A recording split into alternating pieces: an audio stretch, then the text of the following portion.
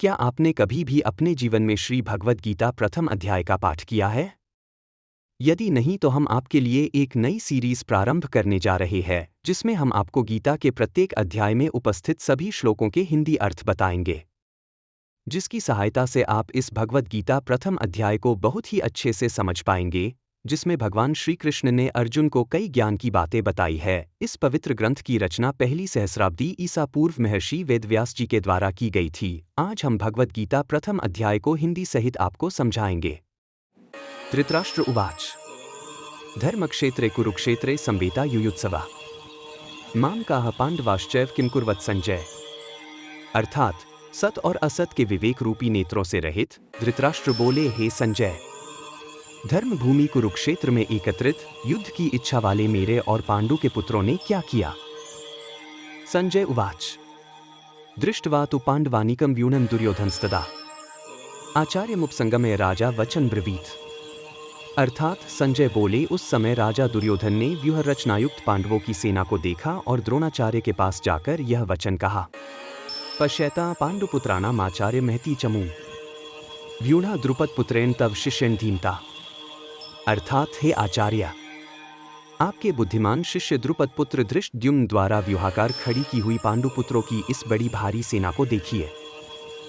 अत्र शूरा महेश्वासा भीमार्जुन समायुधि युयुधानो विराटश्च द्रुपदश्च महारथ धृष्टकेतुश्चिकितानः काशीराजश्च वीर्यवान् पुरुजित कुंती भोजश्च शैब्यश्च नरपुन्वा युधामन्युश्च विक्रांत उत्तमौजाश्च वीर्यवान् सौभद्रो द्रौपदेयाश्च सर्व एव महारथाः।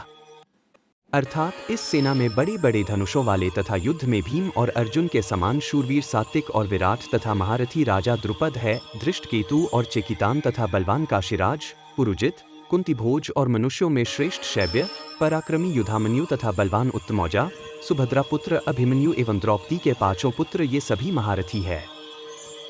अस्माकं तु विशिष्टा ये तान् निबोध द्विजोत्तम नायका मम सैन्यस्य संज्ञार्थं तान् ब्रवीमीते। अर्थात हे ब्राह्मण श्रेष्ठ, अपने पक्ष में भी जो प्रधान वीर है उनको आप जान लीजिए। मेरी सेना की जो सेनापति है, आपकी जानकारी के लिए उनको बतलाता हूँ। भवान भीष्मश्च कर्णश्च कृपश्च समितिंजया अश्वत्थामा विकर्णश्च सौमदत्तिस्तथैव च।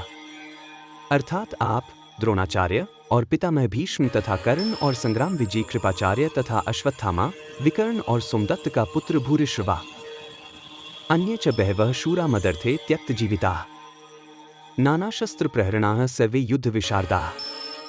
अर्थात और भी बहुत से ऐसे शूरवीर जिन्होंने मेरे लिए अपने जीवन की आशा को त्याग दिया है, अनेक प्रकार के शस्त्रों से सुसज्जित तथा सभी के सभी युद्ध में कुशल है। अपर्याप्तं तदस्माकं बलं भीष्माभिरक्षितम् पर्याप्तं त्विदमेतेषां बलं भीमाभिरक्षितम्। अर्थात भीष्म पितामह द्वारा रक्षित हमारा सैन्य बल पर्याप्त नहीं होगा और भीम द्वारा रक्षित इन लोगों का सैन्य बल अधिक है। अयनेषु च सर्वेषु यथा भागम स्थिताः भीष्ममेवाभिरक्षन्तु भवन्तः सर्व एव। अर्थात इसलिए सब मोर्चों पर अपनी अपनी जगह स्थित रहते हुए आप सभी लोग भीष्म पितामह की ही सब ओर से रक्षा करें। तस्य संजन्यन हर्षं कुरु वृद्धः पितामह सिंहनादं विन्द्योच्चैः शंख दध्मो प्रतापवान। अर्थात उस दुर्योधन के हृदय में हर्ष उत्पन्न करते हुए कौरवों में श्रेष्ठ प्रतापी पितामह भीष्म ने उच्च स्वर से सिंहनाद करते हुए शंख बजाया। ततः शंखाश्च भीर्यश्च पण्वानको मुखाः स सैवाभ्यहन्यन्त स शब्दस्तु मुलोभवत्। अर्थात तब शंख और नगाड़े, ढोल, मृदंग और नरसिंघे आदि बाजे एक साथ ही बज उठे, उनका वह शब्द बड़ा भयंकर हुआ। ततः श्वेतैर्युक्ते महती स्यन्दने स्थितौ माधवः पांडवश्चैव दिव्यौ शंखौ प्रदद्मतुः। अर्थात इसके पश्चात सफेद घोड़ों वाले उत्तम रथ में बैठे हुए भगवान श्री कृष्ण और अर्जुन ने भी अलौकिक शंख बजाए। पांचजन्यम ऋषिकेशो देवदत्तम धनंजय पौंड्रम दध्मो महाशंख भीमकर्मा वृकोदरा। अर्थात भगवान श्री कृष्ण ने पांचजन्य, अर्जुन ने देवदत्त और भयानक कर्म वाले भीमसेन ने पौंड्रन नामक शंख बजाया। अनंत विजय राजा कुंती पुत्रो युधिष्ठिरा नकुल सहदेवश्च सुघोष मणिपुष्पकौ। अर्थात कुंती पुत्र राजा युधिष्ठिर ने अनंत विजय और नकुल सहदेव ने सुघोष और मणिपुष्पक नाम वाले शंख बजाए। काश्यश्च परमेश्वास शिखंडी च महारथ धृष्टद्युम्नो विराटश्च सात्यकिश्च प्राजितः। द्रुप्तो द्रौपदेयाश्च सर्वशः पृथिवीप्ते सौभद्रश्च महाबाहुः शंखांदध्मुः पृथक पृथक।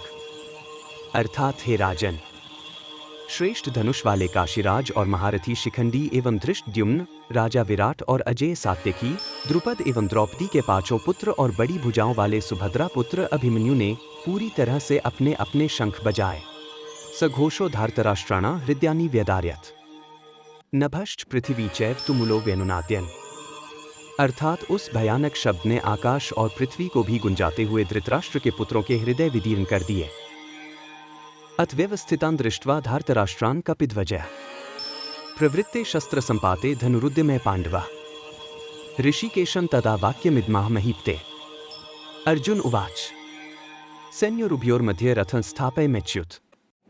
अर्थात हे राजन, इसके बाद कपिध्वज अर्जुन ने धृतराष्ट्र संबंधियों को व्यूह में स्थित होकर शस्त्र चलाने के लिए तैयार देखकर धनुष उठाकर सबके हृदय के स्वामी भगवान श्री कृष्ण से यह वचन कहा, हे अच्युत, मेरे रथ को दोनों सेनाओं के बीच में खड़ा कीजिए। यावदेता निरीक्षेहन योद्धुकामान वस्थितान कैमया स योद्धव्यमस्मिन् रणसमुद्यमे। अर्थात और जब तक कि मैं युद्ध क्षेत्र में स्थित इन विपक्षी योद्धाओं का निरीक्षण न कर लूं कि इस युद्ध में मुझे किन किन के साथ युद्ध करना योग्य है। संजय उवाच एव मुक्तो ऋषिकेशो गुडाकेशिन् भारत सैन्योरुभयोर्मध्ये स्थापयित्वा रथोत्तमम् भीष्म द्रोण प्रमुखतः सर्वेषां च महीक्षिताम्। उवाच पार्थ पश्यतान् संवेतान् कुरुनीति। अर्थात संजय बोले, अर्जुन के द्वारा इस प्रकार कहे जाने वाले पर भगवान श्री कृष्ण ने दोनों सेनाओं के बीच में उस उत्तम रथ को खड़ा कर दिया और कहा, हे पार्थ, युद्ध के लिए एकत्रित हुए इन कौरवों, प्रमुख रूप से भीष्म और द्रोणाचार्य तथा संपूर्ण राजाओं को देखो। तत्रापश्यत् स्थितान् पार्थ पितृनथ पितामहान् आचार्यान मातुलान भ्रातृन पुत्रान पौत्रान सखींस्तथा। अर्थात इसके बाद पृथापुत्र अर्जुन ने उन दोनों ही सेनाओं में स्थित पिता, ताऊ चाचा, पितामह, आचार्य, मामा, भाई, पुत्र, पौत्र, मित्र, ससुर और सुहृदों को देखा। श्वशुरान सुहृदश्चैव सैन्योरुभयोरपि तान समीक्ष्य सकौन्तेयः सर्वान् बन्धून् वस्थितान्। अर्थात उपस्थित उन सभी बंधुओं को देखकर वे कुंती पुत्र अर्जुन अत्यंत करुणा युक्त होकर शोक करते हुए यह बोले। अर्जुन उवाच कृपया पर्याविष्टो विषीदत्रिदम्ब्रवीत् दृष्टिव्म स्वजनम कृष्ण युयुत्सुम समुपस्थितम सीदन्ति मम गात्राणि मुखं च परिशुष्यति वेप्तुष्ट शरीरे में रोमहर्षश् जायते। अर्थात अर्जुन बोले, हे कृष्ण, यहाँ मैं युद्ध के अभिलाषी स्वजनों को ही देखता हूँ। मेरे अंग शिथिल हुए हो रहे हैं और मुख सूख रहा है और मेरा शरीर कांप रहा है और रोए खड़े हो रहे हैं। गांडीवं संस्ते हस्तात्वक्चैव परिदह्यते न च शक्नुमेव स्थातु भ्रमतीव च मे मनः। अर्थात मेरे हाथ से गांडीव धनुष गिर रहा है और मेरी त्वचा जल रही है। मैं खड़ा रहने में भी असमर्थ हो रहा हूँ। मेरा मन भ्रमित सा हो रहा है। निमित्तानि च पश्यामि विपरीतानि केशव न च श्रेयोनुपश्यामि हत्वा स्वजन्मावे। अर्थात हे केशव, मैं लक्षणों को भी विपरीत ही देख रहा हूँ और युद्ध में स्वजनों को मारकर किसी प्रकार से कल्याण भी नहीं देखता हूँ। न कांक्षे विजयं कृष्ण न च राज्यं सुखानि च किं नो राज्यं गोविंद किं भोगैर्जीवितेन वा। अर्थात हे कृष्ण, मैं न तो विजय चाहता हूँ और न राज्य तथा सुखों को भी। हे गोविंद, हमें ऐसे राज्य, भोग अथवा जीवन से क्या लाभ है। येषामर्थे कांक्षित नो राज्यं भोगाः सुखानि च त इमेव स्थिता युद्धे प्राणान् त्यक्त्वा धनानि च। अर्थात हमें जिनके लिए राज्य, भोग और सुखादि अभीष्ट है, वे ही सब धन और जीवन की आशा को त्याग कर युद्ध में खड़े हैं। आचार्याः पितरः पुत्रास्तथैव च पितामहाः मातुलाः श्वशुराः पौत्राः श्यालाः संबंधिनस्तथा एतान् हन्तुमिच्छामि घनतोऽपि मधुसूदन अपि त्रैलोक्य राज्यस्य हेतोः किन्नु मही कृते। अर्थात आचार्यगण, पिता, ताऊ चाचा, पुत्र और पितामह और मामा, ससुर, पौत्र, साले तथा और भी संबंधी। हे मधुसूदन, इनके द्वारा मुझे मारने पर भी अथवा तीनों लोकों के राज्य के लिए भी मैं इन सबको नहीं मारना चाहता, फिर पृथ्वी के लिए तो बात ही क्या है। निहत्य धार्तराष्ट्रान् का प्रीतिः स्यात् जनार्दन पाप में वाश्रय दस्मान हत्वैतानात्तायिना। अर्थात हे जनार्दन, धृतराष्ट्र के पुत्रों को मारकर हमें क्या प्रसन्नता होगी? इन आत्ताइयों को मारकर तो हमें केवल पाप ही लगेगा। तस्मान्नार्हा वयम हन्तुं धार्तराष्ट्रान् स्वबान्धवान् स्वजनं हि कथं हत्वा सुखिनः स्याम माधव। यद्यपैते न पश्यन्ति लोभोपहतचेतसः कुलक्षयकृतं दोषं मित्रद्रोहे च पातकम् कथं न ज्ञेयमस्माभिः पापादस्मान्निवर्तितुम् कुलक्षयकृतं दोषं प्रपश्यद्भिर्जनार्दन। अर्थात इसलिए हे माधव, हमारे लिए अपने ही बांधव धृतराष्ट्र पुत्रों को मारना उचित नहीं है, क्योंकि अपने ही कुटुंब को मारकर हम कैसे सुखी होंगे। यद्यपि लोभ से भ्रष्ट चित्त हुए ये लोग कुल के नाश से उत्पन्न दोष को और मित्रों से विरोध करने में पाप को नहीं देखते हैं, तो भी है जनार्दन, कुल के नाश से उत्पन्न दोष को जानने वाले हम लोगों को इस पाप से बचने के लिए क्यों नहीं प्रयत्न नहीं करना चाहिए। कुलक्षये प्रणश्यन्ति कुलधर्माः सनातनाः धर्मे नष्टे कुलकृत्स्नम धर्मोभिभवत्युत। अर्थात कुल के नाश से सनातन कुल धर्म नष्ट हो जाते हैं और धर्म का नाश हो जाने पर संपूर्ण कुल में अधर्म बढ़ जाता है। अधर्माभिभवात् कृष्ण प्रदुष्यन्ति कुलस्त्रियः स्त्रीषु दुष्टासु वार्ष्णे जायते वर्णसंकरः संकरो नरकायैव कुलघ्नाना कुलस्य च पतन्ति पितरो येषां लुप्तपिण्डोदकक्रिया। अर्थात हे कृष्ण, अधर्म के अधिक बढ़ जाने से कुल की स्त्रियां दूषित हो जाती है और हे वार्ष्णेय, स्त्रियों के दूषित हो जाने पर वर्णसंकर उत्पन्न होता है। वह वर्णसंकर कुलघातियों को और कुल को नरक में ले जाने के लिए ही होता है। पिंड और जलदान की क्रिया से वंचित उनके पितर भी अधोगति को प्राप्त होते हैं। दोषैरेतः कुलघ्नाना वर्णसंकर कारकः उत्साद्यन्ते जाति धर्माः कुलधर्माश्च शाश्वताः उत्सन्न कुलधर्माणां मनुष्याणां जनार्दन नरके नियतं वासो भवतीत्यनुशुश्रुम। अर्थात वर्ण संकरता के कारण होने वाले इन दोषों से कुलघातियों के सनातन कुल धर्म और जाति धर्म नष्ट हो जाते हैं, हे जनार्दन। और हम ऐसा सुनते हुए आए हैं कि नष्ट कुल धर्म वाले मनुष्यों का अनिश्चित काल तक नरक में वास होता है। अहो बत महत् पापं कर्तुं व्यवसिता वयम् यद्राज्य सुखलोभेन हन्तुं स्वजनमुद्यताः। अर्थात अरे बड़े दुर्भाग्य की बात है कि हम लोग राज्य और सुख के लोभ से स्वजनों को मारने रूपी महान पाप करने को भी उगत है। यदि माम प्रतिकारम शस्त्रं शस्त्रपाणया धार्तराष्ट्रारणे हन्युस्तन्मे क्षेमतरं भवेत्। संजय उवाच एव मुक्त्वार्जुनः संख्ये रथोपस्थ उपाविशत् विसृज्य सश्रं चापन शोक संविघ्न मानसः। अर्थात यदि मुझे सामना न करने वाले और शस्त्रहित को शस्त्र लिए हुए धृतराष्ट्र के पुत्र रण में मार डाले तो वह मेरे लिए अधिक कल्याणकारी होगा। संजय बोले, इस प्रकार कहकर रणभूमि में शोक से उद्विग्न मन वाले अर्जुन बाण सहित धनुष को त्याग कर रथ के पिछले भाग में बैठ गए।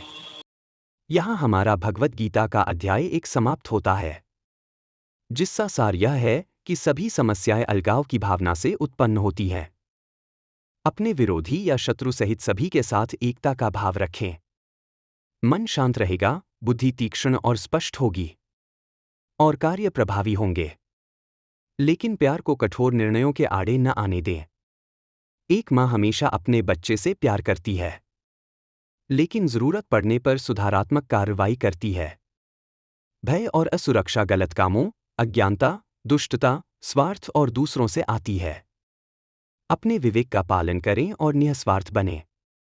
आप सबसे बड़ी मुश्किलों के बावजूद भी निडर बन जाएंगे। अगर आप अधर्मी हैं तो आपकी सारी प्रतिभा, शक्ति और ताकत बेकार है। धार्मिकता ही सफलता और जीत का सबसे महत्वपूर्ण निर्धारक है। किसी परिस्थिति को मेरे साथ क्या होगा के संकीर्ण दृष्टिकोण से देखें और आप भ्रमित और अनिर्णायक हो जाते हैं। कार्रवाई रुक जाती है। उसी चीज को उच्च दृष्टिकोण से देखें और आपको स्पष्टता मिलेगी। भावनाओं को अपने निर्णय पर हावी न होने दें। चीजों को निष्पक्षता से देखें। अपनी भावनाओं को ध्यान में रखें, लेकिन कार्रवाई का तरीका बुद्धि पर छोड़ दें। अपने दायित्वों पर ध्यान केंद्रित करें, उन्हें अच्छे से निभाएं। दूसरों को आंकने में समय बर्बाद न करें। कमजोर दया के कारण अपने मार्ग से भटक न जाए, क्योंकि यह मन का एक अस्थायी विचलन है। जब आप भीतर देखते हैं और दो विरोधी सेनाओं के बीच खड़े होते हैं, न कुछ अच्छा करते हैं न कुछ बुरा, तो आपको कौरव दिखाई देते हैं, नकारात्मक प्रवृत्तियां। जब मानसिक अशांति बढ़ती है तो आपको भ्रम होने लगता है। आप ऐसी चीजें देखते हैं जो वास्तव में होती ही नहीं। दुख झूठे त्याग की भावना पैदा करता है। जब आपका मन अशांत हो तो निर्णय टाल दें। नफरत और कड़वाहट सही काम करने के रास्ते में बाधा बनती है। नफरत से ऊपर उठो। मन शांत हो जाता है, बुद्धि में स्पष्टता आ जाती है और आप आवश्यक सुधारात्मक कदम उठाने में सक्षम हो जाते हैं। अज्ञानी लोग अपने गलत विचारों पर सबसे ज्यादा अड़े रहते हैं। उन चीजों की जांच करें जिनके बारे में आप सबसे ज्यादा आश्वस्त हैं। हो सकता है कि वहां निर्णय लेने में कुछ बुनियादी गलतियां हों। राधे राधे।